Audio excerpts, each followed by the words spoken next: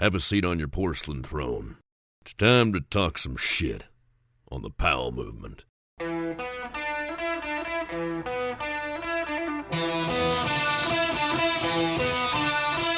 Welcome to the Powell movement. I'm your host, Mike Powell, and while I normally talk shit on the mega passes, and I'm sure there'll be a lot more of that, this week it's time to talk shit on Crystal Mountain again. They have long been the elitist mountain in Washington State. I mean, other than the Super Park year, they have consistently had an attitude that snowboarders aren't welcome, but both snowboarders and skiers keep coming in droves as Crystal has arguably the best terrain in the state. They should be the easy choice for a lot of people to buy a pass at, but they just can't seem to get their heads out of their asses. Last year, they completely lost the trust of pretty much everyone when they went back and forth with the reservation system and the parking reservations, and then charging for parking, and then offering potentially COVID-infested shuttles to the mountain. This is a place that has proven year in and year out that they don't have the correct road or parking infrastructure, but instead of finding solutions to their problems, they just keep getting worse. And these problems aren't all Crystal's fault. But when you're a business, you need to find solutions to the problems you have, and that's never been Crystal's MO. To me, it seems like management is incapable of thinking outside of the box, or even inside the box for solutions to these problems. When that happens, to me, it says that whatever you're doing is broken, and to fix it, you need to get smarter, better employees in place. Now, I don't want to see people lose their jobs, but maybe that's what has to happen if Crystal's going to get better. Right now, Crystal's solution for next season is to raise pass prices, which I thought would be a good idea until I saw the new pricing structure. $1,700 for a pass at Crystal is just in-fucking-sane. I mean, bring back the pre-Altera pricing of $1,200 to weed out some people. But what they're doing now is pricing out the people who have made Crystal their home for decades. The family of 4 with kids over 12 that bought the Icon Pass last year for $3,200 is now looking at $6,800 plus tax. And I get it. There are enough people with enough tech money in Washington that they will sell their passes, but talk about a greedy money grab from a place that really believes they help build community. The crazy thing this year is that if you go the Icon route, you can get 7 free days at Crystal for $2,000 or $8,000 for that family of 4, and that's before taxes. To add insult to injury, Crystal is going to have a crazy base area development that will also negatively impact this more expensive ski experience for years to come. I'm guessing traffic and parking will get even worse with all the crews and machines that they will have up there. The funny thing is that when Crystal announced this new big cash grab, the plan was to make even more money by still having pass holders pay for parking. But when they announced this new pricing structure, outrage happened, and Crystal does what they always do. They backtrack on the additional parking charges and said, hey, we listened to you and we're going to save you $20 a day by taking away this charge we were going to initially charge you. While Crystal has great terrain, fuck them and their free parking that I'm sure you're going to still have to reserve on their often broken system. I get that the folks of Crystal have long hated snowboarders and tolerated them for their money, but at least they embraced skiers back in the day. Now they hate everyone and they just care about dollars. So while they do have great terrain, they don't know how to manage anything, which means you should buy a pass somewhere else, anywhere else. And if you do it at the summit at Snoqualmie, do it early or the passes will sell out because the summit cares about your experience and limits the number of passes they sell. That's my little rant this week. And now it's time to talk about my guest. It's another business episode with one of the best marketing minds in the game. Jenny Taylor is the Vice President of Marketing over at Salomon, and she's worked her way through every rank of the brand, and we talk about all the steps, if gender played a positive or negative role in her ascent, and much more. Before we get into it, I need to let you know that the greatest magazine in skiing, Freeze Magazine, isn't around anymore, but they are still selling merch, and they have some rad stuff. You can buy it at freezeonline.com, and the proceeds go to the Shane McConkey Foundation and JP O'Clair's Alpine Initiatives. So please buy some stuff as it makes a difference to some important organizations. At this point, I also want to ask you to subscribe to the podcast wherever you listen to it. Follow me on Instagram at The Powell Movement. Please share my stuff as it really helps the show grow. And most importantly, I want to ask you to support my amazing sponsors who make this thing happen. They are Elon Skis, Peter Glenn Ski and Sports, Stanley, Alpine Vans, and the 10 Barrel Brewery. Now, let's talk with Jenny Taylor. our careers were kind of at a parallel for a long time. We both had starter jobs in the ski industry before we became team managers, and eventually we got that epic job. At the time, were you the only female team manager in the game that you knew of? No, Lisa Holt at Oh, yeah. Oakley was amazing. Were you able to look to her? Was she in the position before you, or did you guys kind of start at the same time?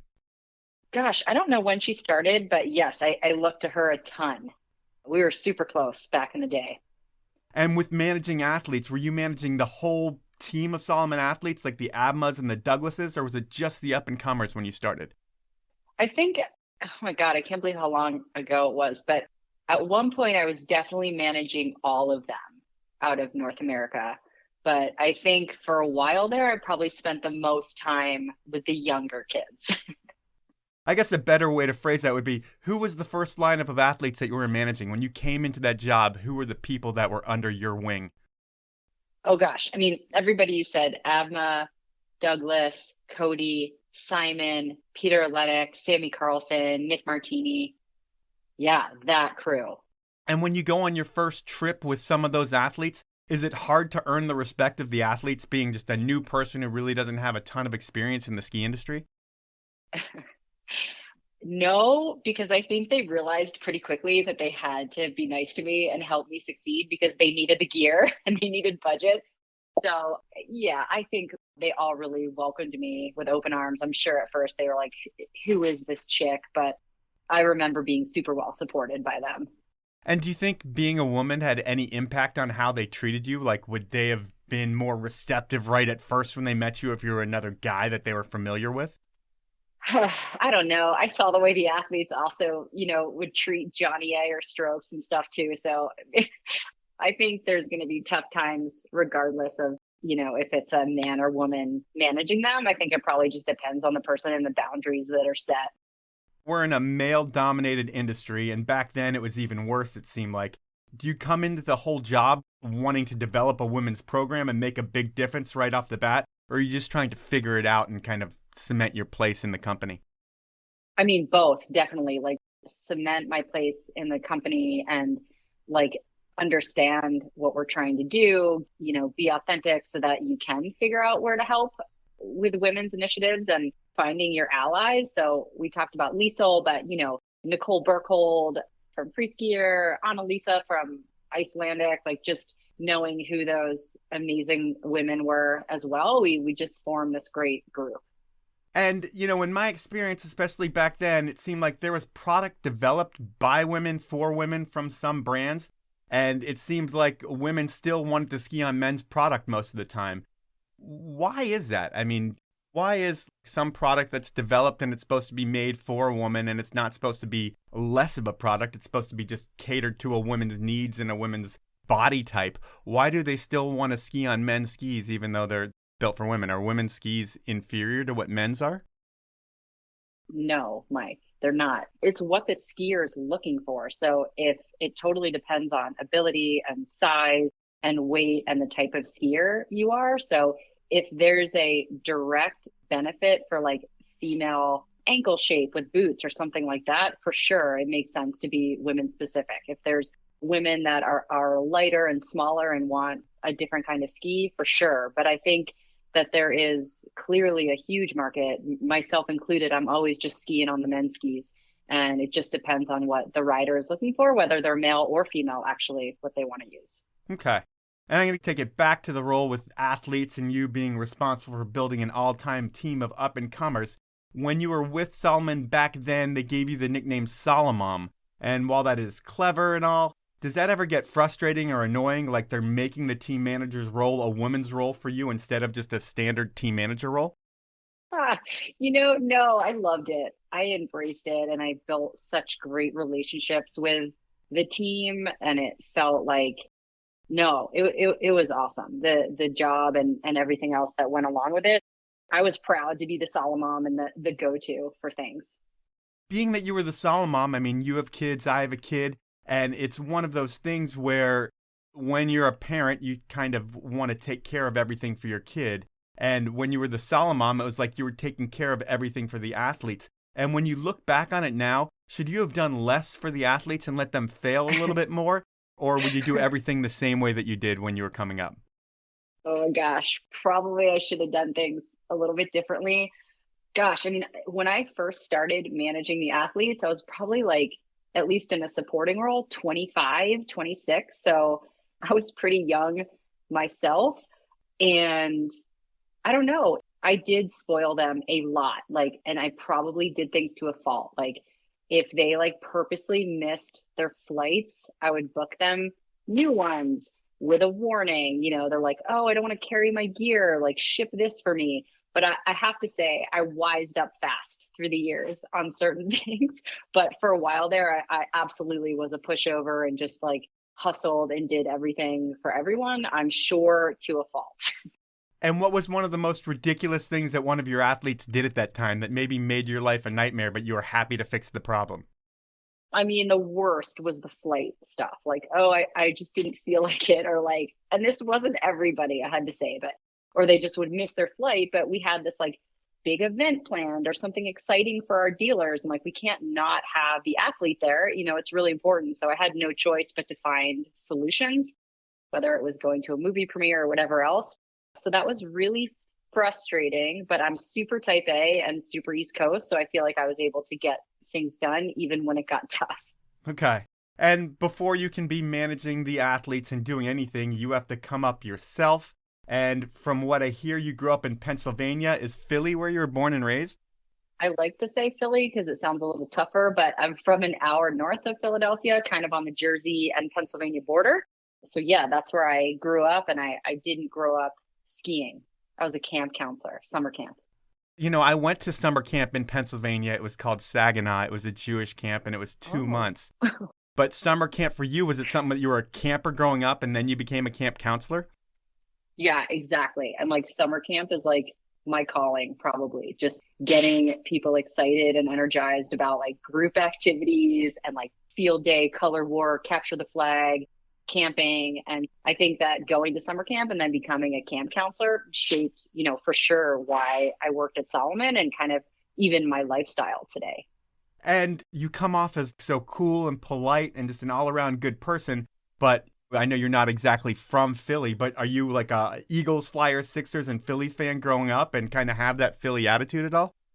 I love that you called me polite. I think that I freak out sometimes, Mike. Like I'm definitely Switzerland in my family, and I like alleviate fights and I hate conflict. But like when something goes wrong that I'm mad about, I will lose it, but I save those moments. Next, to answer your question, I'm not a huge like team sports person, but I always liked the Eagles because my dad really liked the Eagles. And yeah, I don't know. Now I'm not really, I don't care. Sorry, I don't really care about football and baseball and basketball. Well, I will ask you, did you see the Eagles fan eat horse shit after they won the Super Bowl a few years back? Oh my God. No. Well, there's a YouTube video that you should really check out. He's celebrating the win. Someone's like, hey, you should eat this pile of horse shit. And sure as shit, the guy picks up horse shit and he eats it. And that's what I think about whenever I think about someone from Philly, is someone that would eat shit in supporting their sports team. But when you were a kid, were you into all the sports but skiing? Like playing them? I played field hockey, which I loved because I'm like little and scrappy, you know, and I ran track, and then I loved hiking and camping. So I don't think I started snowboarding when I went to college in Vermont, and I loved it. I got a group sales internship at Smuggler's Notch, which was amazing. And I worked for a snowboard company doing demos. And so I got into snow sports, I would say, in college. And then when I got the Salomon job, actually, I was still a snowboarder. And I somehow convinced them to hire me in the ski department. That's really funny that we have that similar story, because I was a snowboarder as well, given I skied growing up and I switched to snowboarding. But I ended up blowing out my knee and then went back to skiing when I was with K2. But I did the same kind of thing. Before we get you to college and getting into snowboarding, who are you in high school? Like, what bands do you listen to and what kind of shit are you into? Are you like a partier in high school? Oh my God, you know what? I didn't really like high school, to be honest with you. I feel like I really found my groove and my friends and just everything in college in Vermont. And I guess, yeah, I was always doing sports in high school. I had a few good friends, but there's like nothing that stands out to me where I say I like leaned really into one thing or another. And so I was thinking that you probably got into skiing when you were in high school and you would go to all the resorts like Jack Frost and Big Boulder, but that didn't I happen. wish. You ended up doing that when you got to college and it was snowboarding. First, what snowboard company did you work for? It was called Inca. It's like a dual camber snowboard that was around for a while. Yeah, it was like dual camber, and did it have like 4 edges or some weird thing that going on It to was it? so weird. It was so weird. Yes. So you were working for them and that kind of just suck you into that whole scene, and that's what made you want to be a snowboarder? I was already snowboarding before that, but I wanted to be out on the snow. I loved interacting with like snowboarders and skiers on the hill and like at the resort. It just had a good energy. So I also am just a social person. So like talking at events, I just loved it, getting to know people in the sport.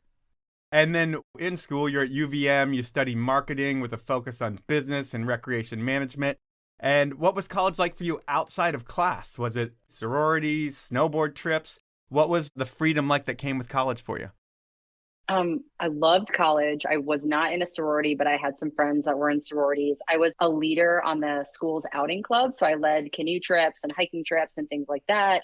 We had passes to Stowe. So we would skip class and go snowboarding and then stop at like all the amazing things. I basically went to college in Vermont because of like cheese and cider and donuts. And so we would snowboard and then like just hit up all the places on the way back to Burlington.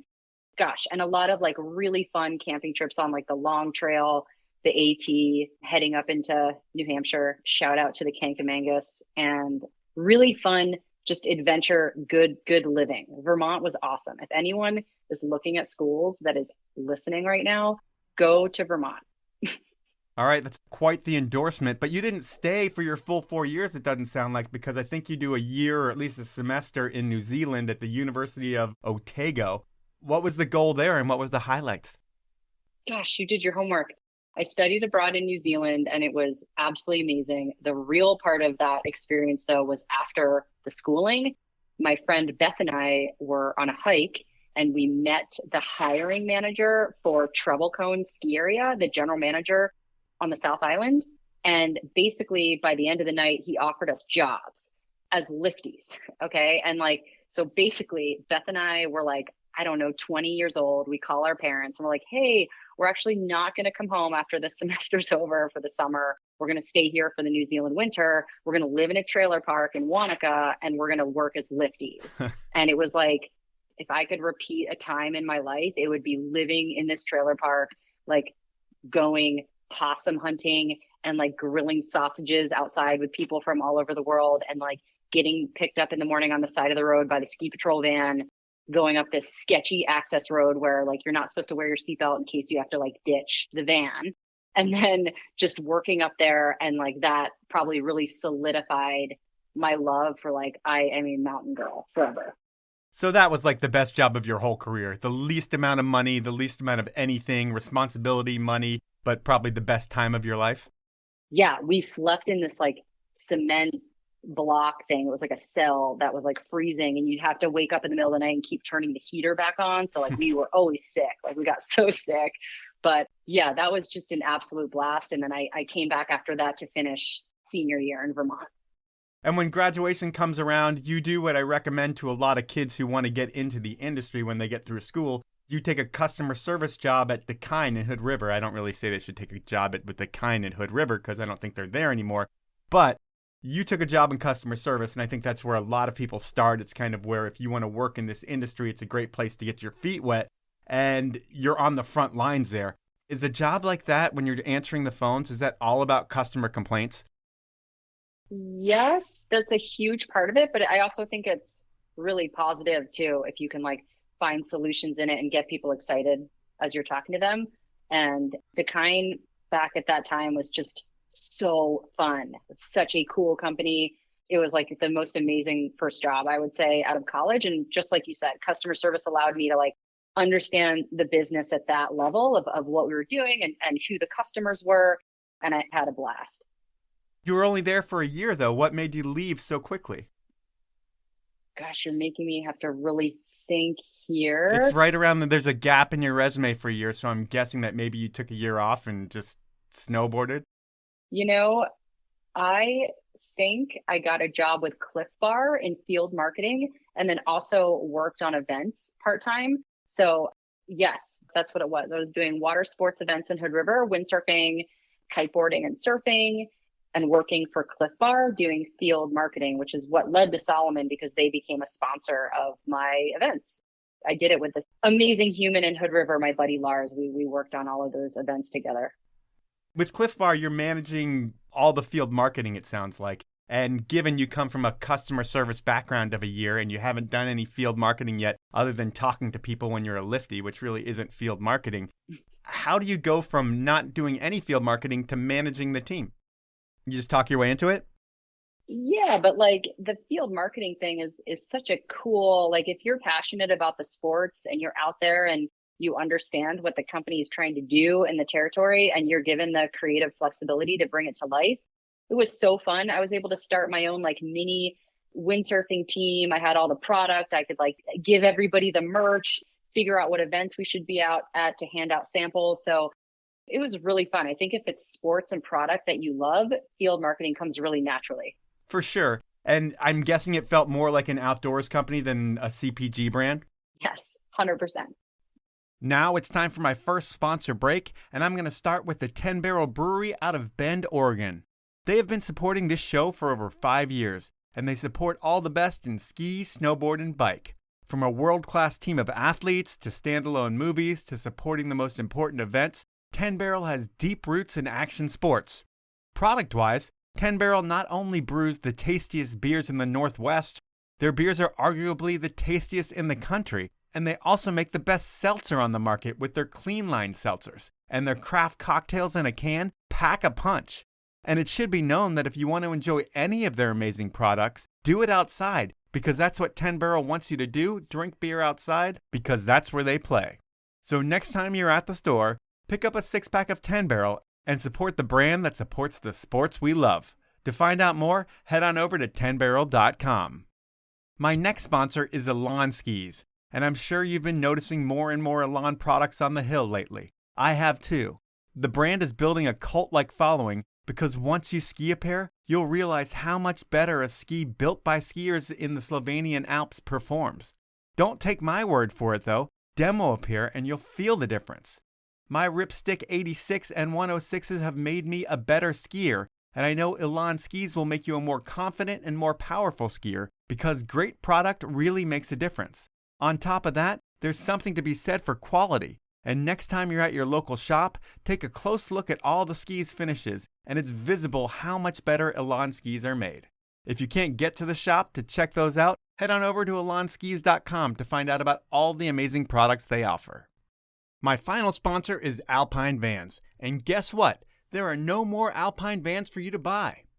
While it's a bummer that the best sprinter vans on the planet are no longer available, don't worry. Alpine has huge plans, and next fall, it will be easier than ever to own the adventure mobile of your dreams.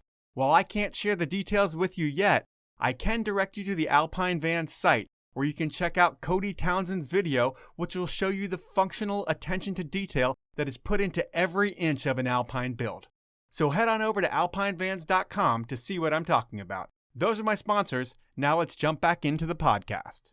Managing people is going to be your whole career. It's going to be a big part of your career as you move forward. How many people were you managing when you got in charge of field marketing there?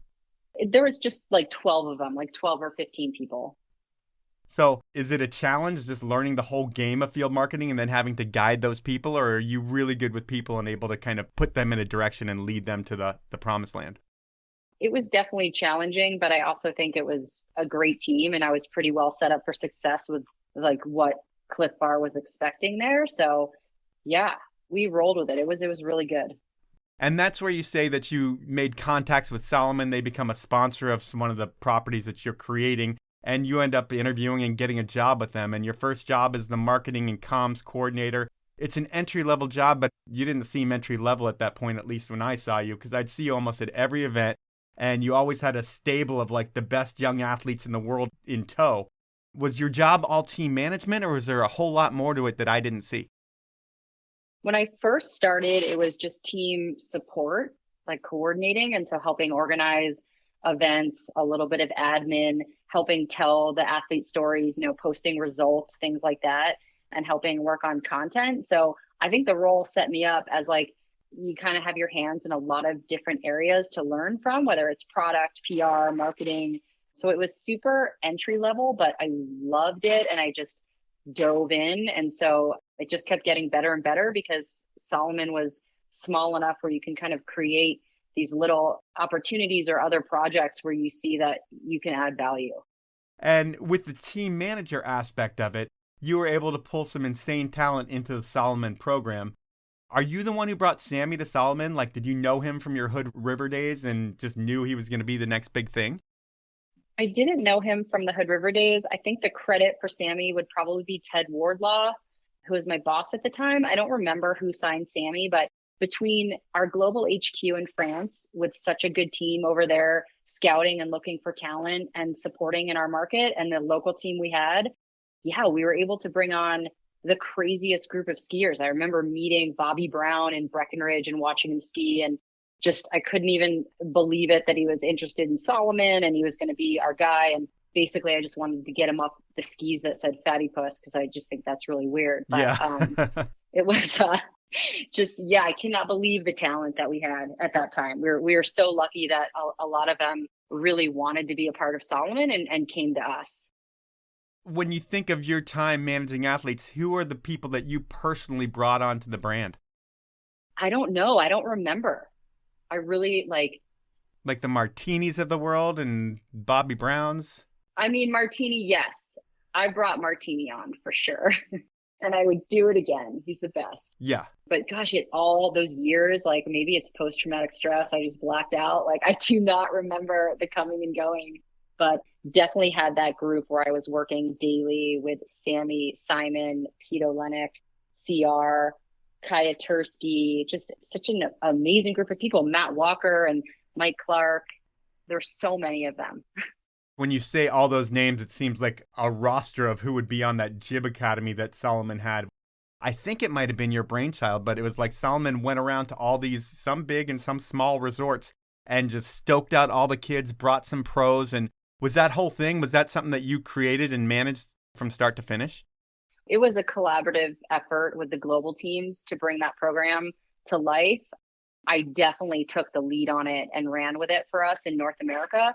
And it's probably like the hardest, but one of the most rewarding parts of my career early on, like going to the most random resorts. Like I love that we chose a lot of resorts that were kind of off the beaten path.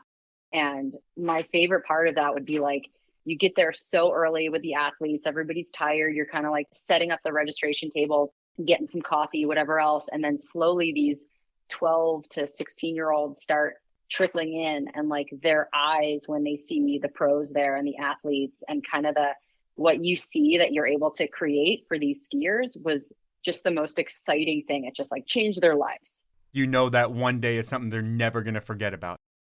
Yeah, like that was like the real feel good moment for me of like, yes, these events are so hard. They're such a pain in the ass. I'm going to kill everybody. But like at the end of the day, these kids are just wide eyed and so excited to get to meet their heroes. And we're in the middle of nowhere. We're in Scranton, Pennsylvania. We're in Columbus, Ohio at snow trails. We went down to Appalachian Mountain and night skied. I remember one trip with all these kids. It was just really incredible.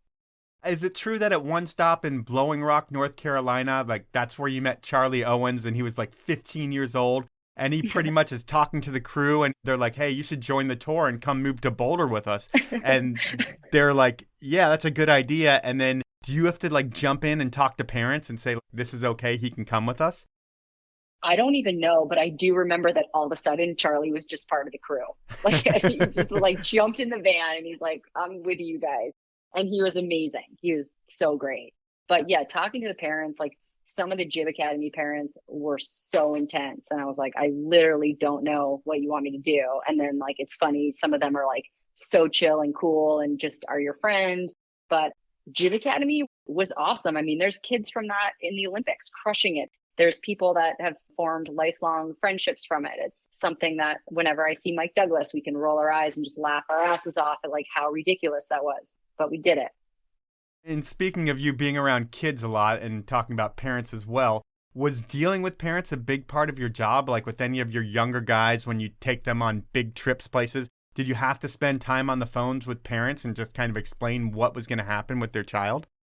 Kind of. I'm actually, now that I'm a parent, like a little bit appalled at how hands off some of the parents were. Like, I kind of can't believe that we were able to just like send 16-year-olds to like Sweden and like all the things now that I'm a parent.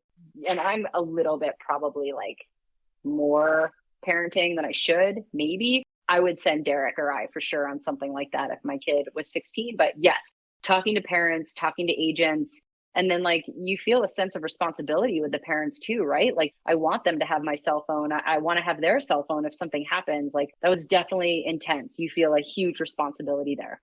Were there any parental nightmares? Like, did you have that parent that was like overbearing and wanted their kid to be the best and then would get in your ear of like, what can we do to make them better and how they should be doing this? Did you ever have that experience with parents where you're just like, Jesus Christ, let your kid do his thing?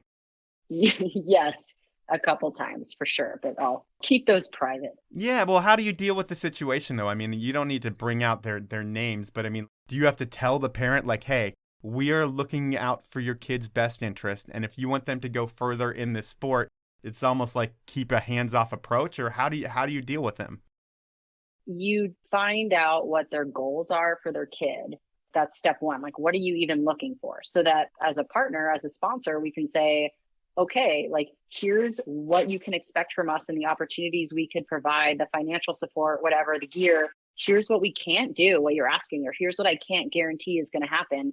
And the best thing is just to, head on with just honesty of like, hey, if this plan doesn't work for you, like, maybe look at another sponsor that could provide something that you think is an outage, and just at least being transparent about what we could do, because every athlete you bring on, more than just like, if we can afford it and adding athletes in the budget, there's a level of like energy and investment and your time to these athletes to make sure that they feel valued and to make sure that Salomon is coming through on our end of the deal to help them with whatever their goals are. That's the hard part too. You want to work with so many kids, so many athletes, but you also have to be realistic about what you can do to be a good partner. You know, what I found interesting when you say so many kids and so many athletes is you were really able to accumulate so much talent, it seemed like, but there was no way to probably keep all those people happy, I would think, when it comes to money. Do you end up losing a bunch of your team just because of dollars and other people throwing it at them once they realize that, hey, Jenny's built these guys up and they're going to be the future and now we can cherry pick them away? Sometimes, yes, for sure. But it is pretty amazing if you make athletes feel valued and part of the team, how far that goes. If they feel like they have a say, if they feel like they're enjoying it, like it doesn't just come down to finance, right? Like maybe someone's going to pay you more, but it's not going to be the experience you want as part of the team or part of the travel and opportunities and filming on Salomon TV or all these other neat things about ski design. So I think there's a mix that's different for everybody when they're looking at who they want to partner with. Is it frustrating, though, to see somebody that you've kind of found that you kind of have a special connection with, and then they just go and leave, even though, because they might not realize all the things that you're talking about now because they're young and they just might see money, but does it suck when you just have to see them go? It depends on the circumstances, but I think it's a really positive thing. Like if they can find a new sponsor or a new partnership that works for them, that's really good for them. Like our job is to kind of get them to that point to either stay with us in a bigger way or like find another option where they feel like they're getting a great partnership. So I'd say most of it was positive, because if it was stuff again that Salomon couldn't come through on, but someone else was willing to give them the experience they were looking for, that's like the best scenario. Yeah. And another thing about Salomon, it seemed like with your athletes, is you never cherry picked from someone else that I can remember. Like with your teams, they were all brought up organically through the Salomon ranks. It wasn't like you were going out and stealing anybody from anybody else. Did you ever take anybody from another team? I'm sure I thought about like how to get Ingrid because I loved her, and like Chris Benchetler because he's amazing and the nicest person in the world, and then like Candide maybe I thought about, but I don't know. I feel like we always had a really stacked team, and again, like we were just maxed on what we could come through on and partner with. So I don't really remember any specific time where we tried to make a deal to somebody else. And how about dropping athletes? You have great relationships with the athletes on your team. Did it feel like you're breaking up with a boyfriend almost when you had to let somebody go, or was it almost just like divorcing someone from the family? Yeah, definitely. That's like a horrible part of the job for sure. And I think like, again, the honesty factor, it shouldn't be a surprise to somebody when it comes up. Like you just learn with every season the best way to empathize and to do that. And I would think there's a couple different ways where it happens, where it's just like sometimes the kid just might not be good enough or not providing enough results, or other times it's like maybe they get towards the end of the line in their career, like with Simon, when things end with him. Is that like a mutual thing where he realizes he's done and you guys realize he's done? How does something like that work?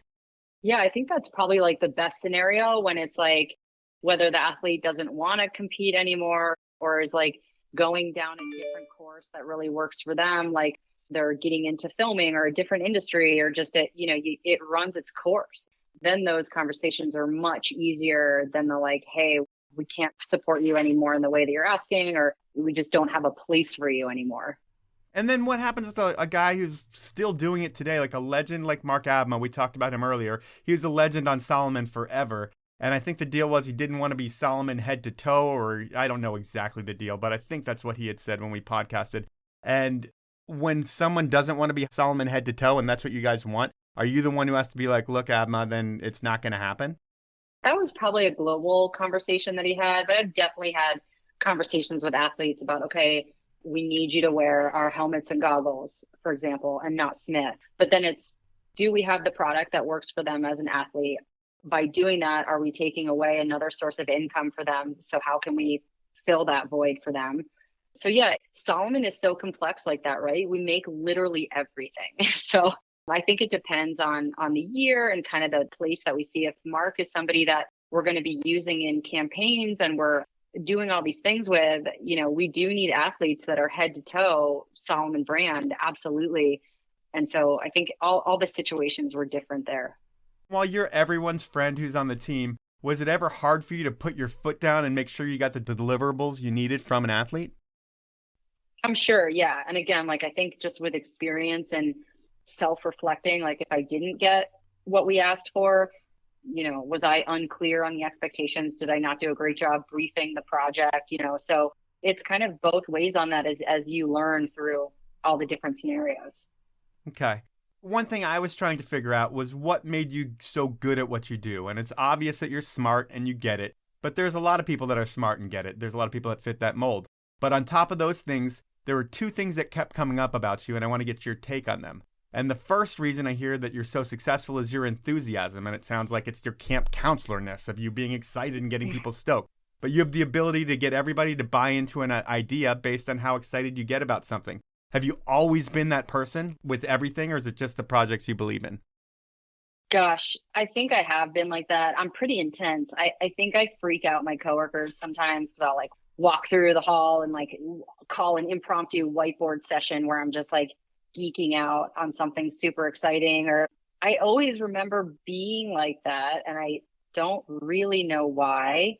I think I get my energy off of other people as well when they're excited and into something. Like I don't like to go at things alone, I would say. And I also like if it's projects now at work, to make people feel bought in that it's a team thing is so much better than if it's just like, oh, well, Jenny's working on this. It's like, what are the shared wins that we celebrate? That's like, those are the best kinds. So this is always a pure stoke thing. Is the enthusiasm ever fake, or is it all real? I'd say my enthusiasm is always real, but at the same time, like it's draining. And then there are times, like I said earlier, that are just not great. And I feel like I don't try to sugarcoat that. Like I definitely have like times where I'm not excited or I'm bummed about something or something didn't turn out. But I'd say it just depends on what it is. I mean, I work for a ski company. Like I just feel so lucky that like I've just never really had to choose between like work and play and like the people that I work with. And if I'm not pretty stoked as like a brand marketing lead for Salomon, I'm probably like something's wrong, Yeah, but at the same time, it is a job. And does it ever get to the point where it feels like a job and like you don't want to go skiing or you don't want to do something because it's just like you've done too much of it? Yeah, for sure. I always think about that too. Like every time I go skiing, I'm like always checking out, what boots and skis people are on. And some days I want to be able to turn my brain off to Salomon and just like do whatever. So yeah, it is a job. It is hard. It is a ton of work.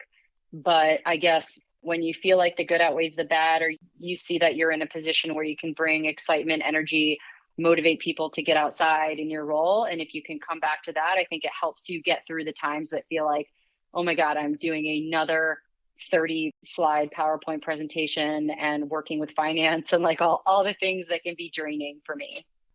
It's time for my second round of sponsors, and I'm going to start out with the Seattle brand that has been around since 1913. I'm talking about Stanley, and they invented the category of keeping things hot and cold. Sure, there are a ton of overpriced copycats out there, but no one delivers the quality and, most importantly, the ability to keep things hotter or colder for longer than Stanley. I use the water bottles and pint glasses on a daily basis, and on weekends, their food storage solutions are perfect for all the foods you bring to eat at your local ski area. And while I know this won't last forever, the best deal you're going to find on any Stanley products anywhere comes through my podcast. I'm going to save you 30% off everything Stanley. All you need to do is go to stanley1913.com, go shopping, and when you check out, enter the one-word code DRINKFAST to get that deal. If you spend $75, I'll throw in a limited edition Powell Movement beanie.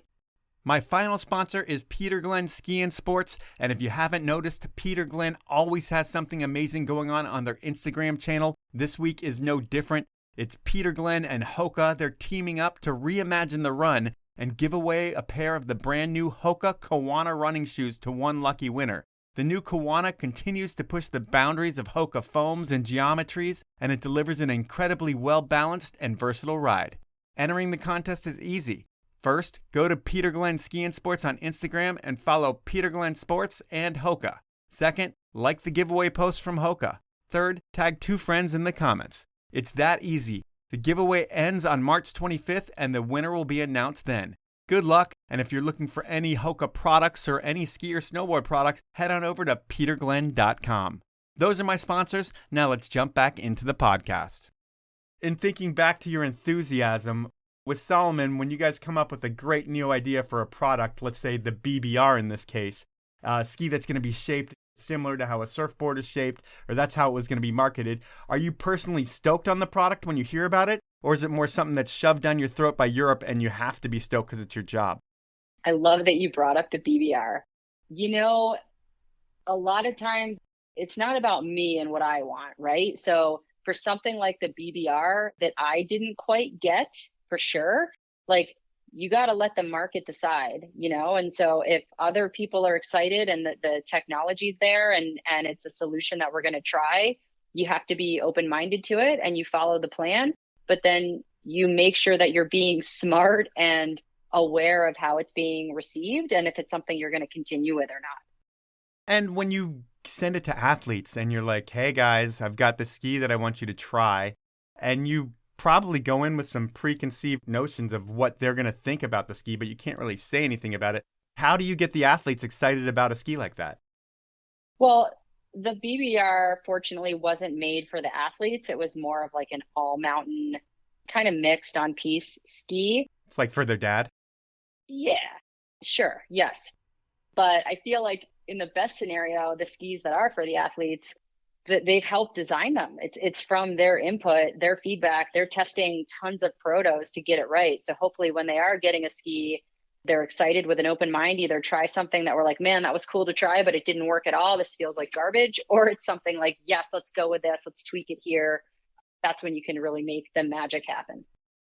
And that's always awesome when you have athletes involved in it. But when you're part of a subsidiary, and I feel like that's what Salomon USA is a subsidiary to the French part of Salomon, while you have input in sales meetings and things like that, are you ever directly involved in all the product development, or does it strictly come out of Europe and you're just feeding the athletes over to Europe to create product?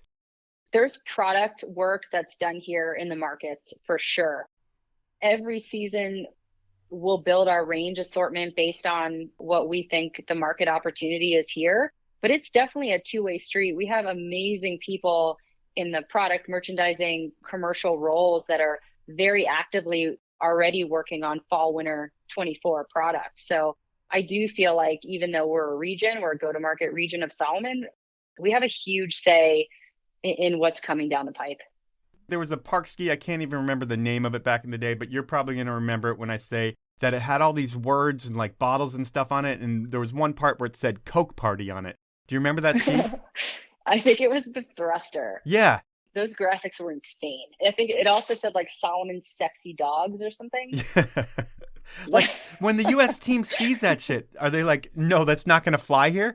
Yes. Like in that situation, we just shake our heads. Like, I mean, I love my French team, so I can throw them under the bus for a minute here. But some of the campaigns, like one year, the tagline was going to be like frozen tips or something.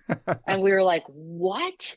No, but it actually provides a great amount of humor for us over here. So we bond over it. But oh yeah, there's like the cultural differences and there's never a dull moment with that stuff. So how often are you traveling to France to talk about product and marketing? I know you're going in a few weeks and you haven't been in 2.5 years, but that's all pandemic related. But in a normal product cycle, are you in France twice a year, sitting down with people and going over product stuff? I'm in France probably on a normal year 4 to 6 times. Oh, wow. But it's not all directly related to product. And then we have teams that are over there, even more working on the pure product side of things. So do you find yourself trying to go to France 4 to 6 times a year, not only because you're an employee of Salomon, but really secretly because you love cheese and you're going to do whatever you can to get over to France? 100%. I mean, on the record, fondue is my favorite food. And oh my gosh, you can get like a €2 bottle of like delicious dry white wine. The food, it's so cool. I can't believe where our headquarters is. It's awesome to visit. It is not lost on me at all how lucky I am that our headquarters is in Annecy, France. Yeah, it's like it sounds like you went to college for the cheese and then you picked your career for the cheese as well. Yeah, and what's really messed up, Mike, is I'm just not sure if you know this, but I'm technically allergic to dairy now. So that sucks for you. So it's put a bit of a damper in my life, but there's other options. We're good. Well, I've actually found the same thing to be true of myself recently, so that's an interesting coincidence. But there's these pills called Lactaid, and you can take 3 of them, and when you take them, you have 45 minutes to eat as much dairy as you want, and then it wears off. But it works. Okay, thank you for that hot tip. Yeah, no, it definitely works. And while I'm bringing up going to France because Salomon's a French brand, I guess it's the time to bring up that Amer was bought years back by the Chinese company Anta Sports. Does that have a noticeable impact on the brand at all? I don't think so. I think the group of investors that we have in place right now, if anything, it's given us more autonomy to grow the brand and what's relevant. So I wouldn't say that I see a noticeable difference, but I'm also, us being in the region out here, we're not involved in that day to day. No, but I would think it gives you the opportunity to grow the company in a way that most other companies can't grow because people are talking about the snow sports market that's going to explode in China and the Olympics are going to help do that. And you're a brand that Chinese can see as one of their brands. While you might not be looking at the trends and the sales over in China, can you look at the numbers of the company and see that China is increasing sales significantly? Yeah, definitely. And, we have a new design hub there for apparel, and there's definitely exciting things, like you said, around the Olympics and winter sports. So, yeah, I would say we see that. When that happens, does like more budget come back to athletes in the US and Europe because they're crushing it in China? Like that raises everything for the company? Not yet. Not yet. I wouldn't say that we've felt that shift. Okay. Well, another reason it seems like you're so successful and that you've done really, really well in your career is that you can speak anyone's language. Like you have the vocabulary to talk to Martini and the Step Kids. You can talk to the big mountain athletes and you can easily talk to any of the executives. Is that a trait you recognize or is it just part of who you are? You've always been good with people. Thanks. I think I work on that a lot. I think it's really important to be articulate depending on who your audience is to build trust. So they listen to you, right? So I think I've been really fortunate to be thrown in so many different situations, like you said, with executives, with athletes, with parents, with agents, that, I don't know, I think it's something that you got to practice for sure. And as you've moved up the ladder in Salomon, in like 2009, you became the marketing manager. Were you over all the team travel and ready to create the overall strategy for the brand? Or was it just a position open and you realized that you needed to apply for it because you wanted to move up in the company? Like what was the reason and benefit of you going to the marketing manager for your personal and professional development?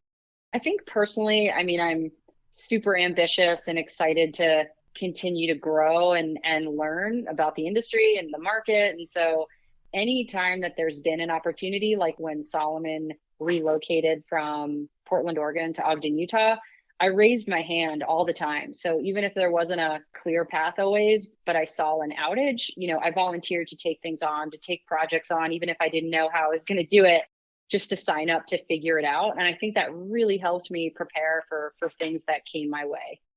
Yeah, when you guys made that move, there were some people I'm sure that were bummed that wanted to spend their whole lives in Portland and weren't ready to move. But like you said, you were all about the brand and the position. It really wasn't about where you were living. It was what you were doing and you were ready to go.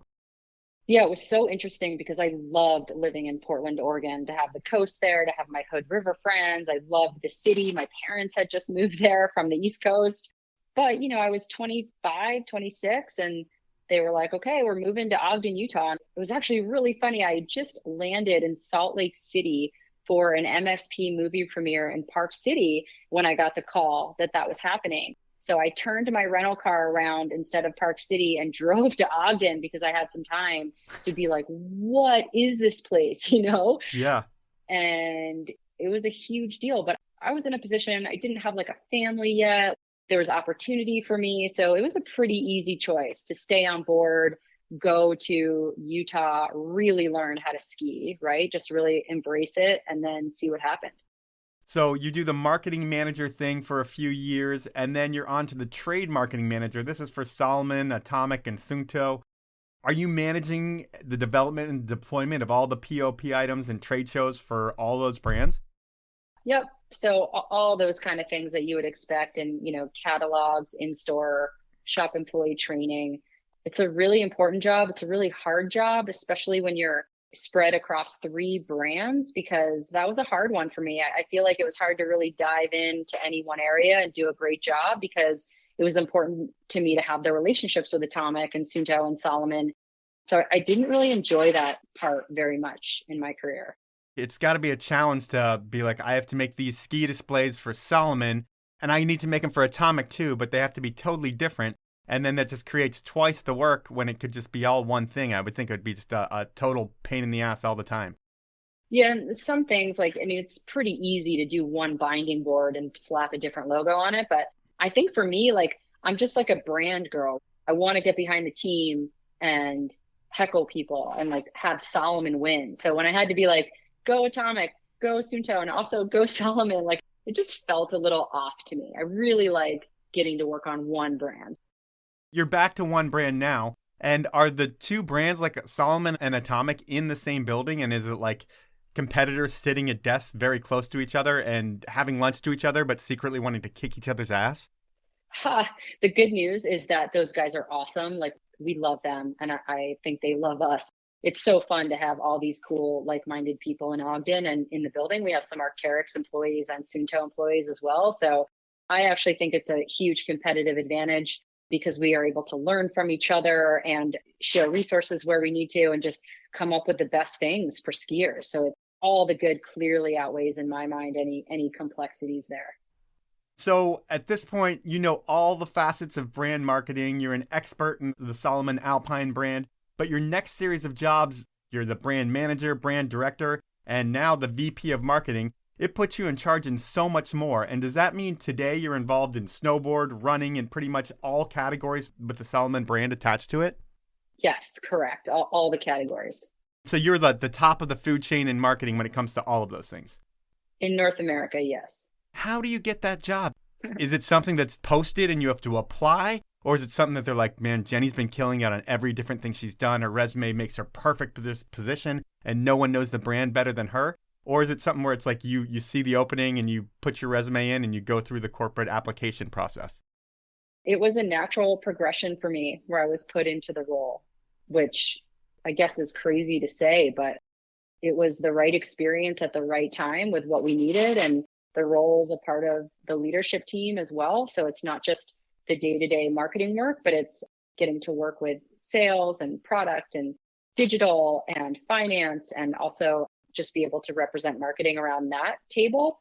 So gosh, I mean, I've been here for 17 and a half years and I'm just really lucky that I have the advocacy from the global teams and the local team to give me a shot at something like that. But I've worked my ass off to get to where it is today, to be clear. Like it has not always been easy. There's been things that I've gone for and wanted to do more of that I couldn't do. And I don't know. I think it's a mix of luck and preparation and just, yeah, hard work. It seems like there was no glass ceiling at Salomon for you. And if there was, you burst right through it and you're able to get the best job you could possibly get in marketing. And when you think back to like your first days in comms, if you were to tell yourself back then you're going to be the vice president of this company, is that something that you just laugh at and be like, no, there's no chance I'm going to be with the company 17 and a half years and eventually be the VP? Or did you know that you were always capable of something like that? I don't know if it's either one of those. I think just like the more time I put in, I just kept seeing the next challenge and it was just fun. Things were working and then things worked for my family in Utah. So I've been lucky in that sense, but I definitely probably back then did not think I would be at this brand so long. I probably thought I'd be opening my shop in Vermont, which will be called Cheese and Skis, where I do custom boot fitting in the front and wine and cheese tasting in the back. I'm looking for investors if anybody's interested. Nothing goes better than feet and cheese. So yeah, I think that's a great mix. Cheese and skis. Cheese and skis, but I mean, you're boot fitting, so I think about feet there. Sure. But whatever. So what do you spend the most time on these days? I mean, is it running? Is it ski? Is it snowboard? Or is it you spread pretty much equal across all categories? It's definitely not ski, unfortunately. I'm feeling a little bit removed from it these days, but you know, we have such a great team in place with Joe and Chris and Eric, and those guys are crushing it. Right now, I'm probably spending most of my time on running and sneakers. So like we just launched at Foot Locker, which is super exciting with some of our more like sports style shoes, and definitely like getting more into road running. But yeah, I'm definitely working on all of the categories. I think it depends on the season where I'm just like leaning in more in one area to support the teams. And when you get into a place like Foot Locker, does that create a ton of work for you? Because I would think that's hundreds of doors across the country and they expect a certain level of service from the brand side. Like you have to bend over a little bit for them to be able to make them push you in their stores. So does it create an extra level of work that's really rewarding because you're in Foot Locker? It's super rewarding, but we have a really good team that's staffed up behind making it successful there. And it's all about scaling it. I mean, right now we're starting with a small set of doors to prove the model, make sure that the product works there. And we have an amazing marketing manager on that category. So it takes a village and everything's always moving so fast. All right. Well, at this point, it's time to get to something that I call inappropriate questions. And this is the part of the show where I get someone you know to ask 3 questions and they can be anything. And with you, I tried to get your husband, but he was smart and he declined. And then I tried to get your coworker, Joe Johnson, but he was heading out to ski tour for a week. Then I tried Nick Martini, but he said he hadn't worked with you in forever, so he didn't want to do it. And I went to my go-to for all of these things. He's a guy whose girlfriend got sick at your wedding, along with half the people that attended your wedding, unfortunately. And that sickness ultimately led them to breaking up, which was great for him because he met his wife after that. Oh, God. But I'm talking about Mountain Gazette founder Mike Rogge. And Mike is going to ask you the 3 inappropriate questions. And are you ready for question 1 from Mike? Yes. All right, here we go. Jenny, your husband Derek hired me at Powder. He's one of my best friends. And one of the things he told me that he loves about you is your ability to rap. And what I'm wondering, and I don't know if this is a first for the Powell movement, but can you rap a verse from Ludacris here on the Powell movement? There we go. We haven't had anyone rap. I've had Michelle Parker sing a song with her ukulele, but Jenny Taylor is going to drop a Ludacris rap for us right now. Can you do it, Jenny? Oh my God. The only thing that's coming to my head is the parents out there might appreciate this, but Llama Llama, read to Jones, reads a book. What? With his mama. You were laughing too hard and you couldn't really get into your rap self there. Do you want to do it again? I can't do it. And then any other thing I think of has a lot of bad words. You know, anytime I do a presentation where I get a walk-up song, I definitely choose Ludacris. I really like Welcome to Atlanta. Yeah, I really love Luda. I'm going to have to get back to everybody on that. That's all I got for today. All right. Well, we'll give that rap a C, I guess, because it wasn't great, but it wasn't terrible. Well, yeah, you were laughing through it. You weren't taking it seriously. And that's totally okay. It's inappropriate questions. Thanks, Rogge. We're going to jump into a second inappropriate question. Okay, back in the San Clemente days of Powder Magazine, we worked alongside skateboarder and snowboarder mags, and we became this little family that we called the Buena Vista Surf Club.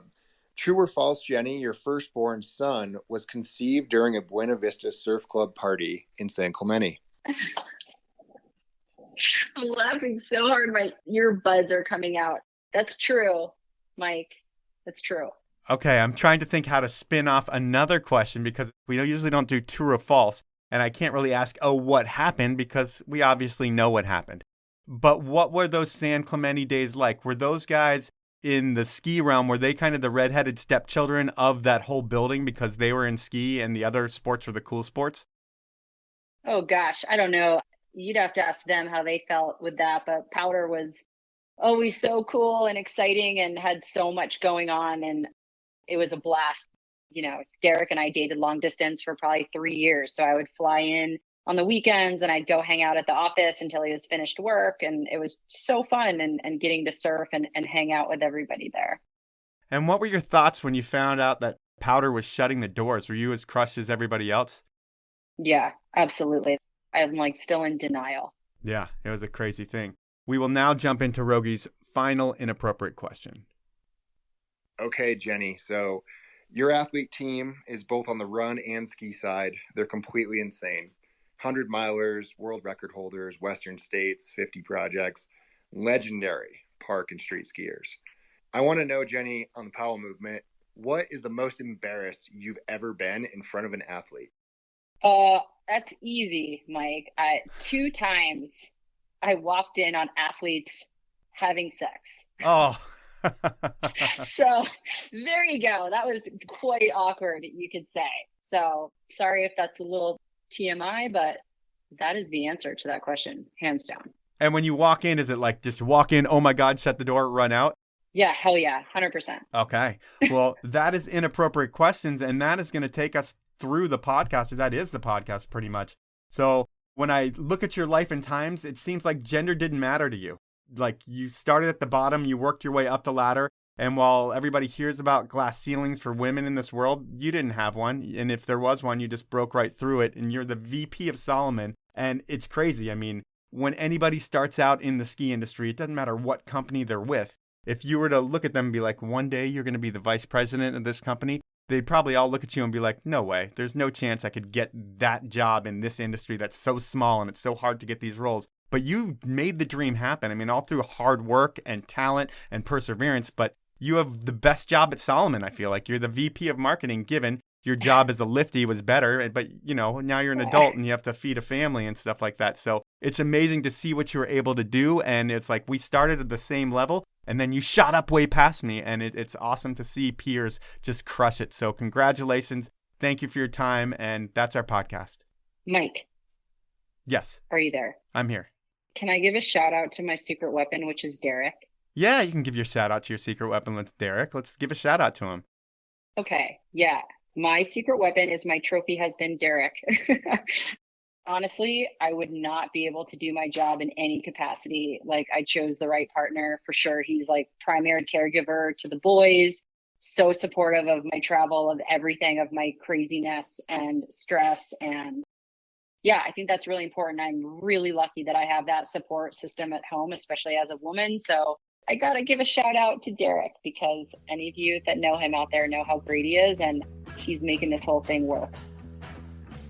So that was time with Jenny Taylor, and what an amazing run she's had. What's really incredible is that she started at the bottom in customer service. It's a lesson that no matter how smart and talented you are, learning everything from the bottom up is the way to learn every aspect of a business. And when you have that knowledge, you can go anywhere if you raise your hand when opportunities are presented, have the talent, enthusiasm, and speak the right vocabulary. Jenny has all of that, and that's why she's where she is today. So if you want to make it anywhere, listen to her story, work your ass off, and keep raising your hand, and you will get called on. That's the podcast. At this point, I want to thank you for listening and ask you to review me on whatever platform you listen to me on. If it's Spotify, please star rate me. If it's Apple Podcasts, please star rate me and write a review. And if I read that review on the show, I will send you a limited edition Powell Movement beanie. Finally, I want to ask you to support my amazing sponsors who make this show happen. They are Elan Skis, Peter Glenn Ski and Sports, Stanley, Alpine Vans, and the 10 Barrel Brewery. Have a great week, everyone.